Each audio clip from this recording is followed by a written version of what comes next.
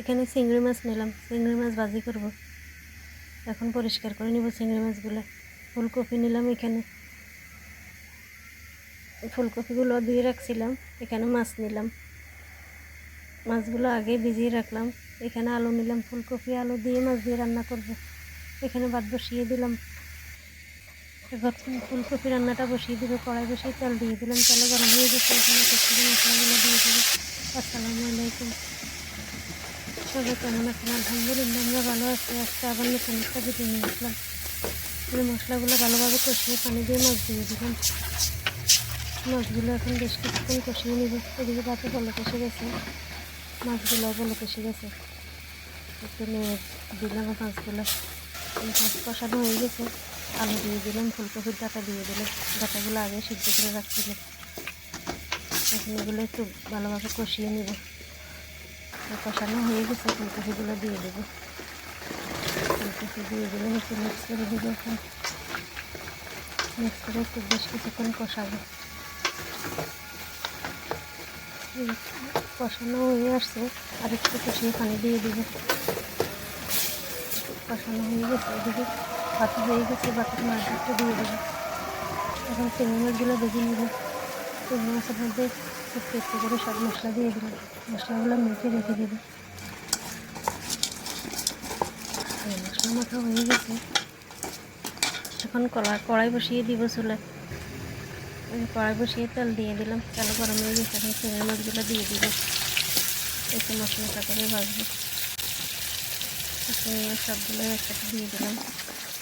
এই কড়াইয়ের মধ্যে দিয়ে দিলাম পেঁয়াজ, কাঁচামরিচ। এগুলো একটু মশলাগুলোর সাথে ভালোভাবে মেখে রেখে দিব।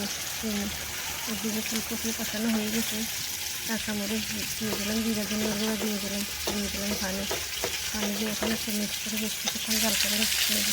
এদিকে চিংড়ি মাছগুলো একটু ভাজা হয়ে গেছে, এখন উল্টিয়ে দেবো। সবগুলো মাছে উল্টিয়ে দিলাম। অনেক সুন্দর হয়েছে এই জায়গাটা। চিংড়ি মাছটা এবার মাছ মশা করে রান্না করলে অনেক মজা লাগে খেতে। চিংড়ি মাছগুলো ভাজা হয়ে আসছে, আর একটু এখান থেকে ভেজে নেবো। এখন দিয়ে দিব পেঁয়াজ কুচি আর কাঁচামরিচ, এগুলো একটু ভেজে নেব। এদিকে ফুলকপিও হয়ে আসছে, আর একটু জাল করে নামিয়ে নেব।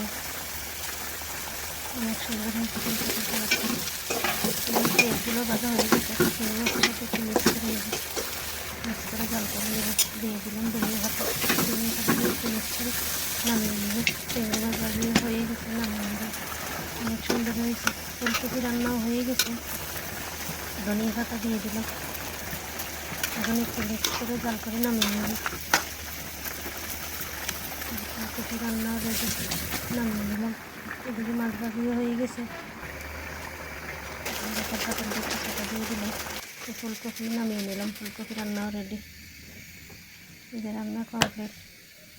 এই ছিল আজকের রান্না। এখন কাজকর্ম সেরে খাওয়া দাওয়া করব। আজকে এ পর্যন্তই। সবাই ভালো থাকবেন, সুস্থ থাকবেন। যে যেখান থেকে ভিডিওটা দেখেন, ভালো লাগলে লাইক কমেন্ট করবেন। আল্লাহ হাফেজ। সবাইকে অনেক ধন্যবাদ। আসসালামু আলাইকুম।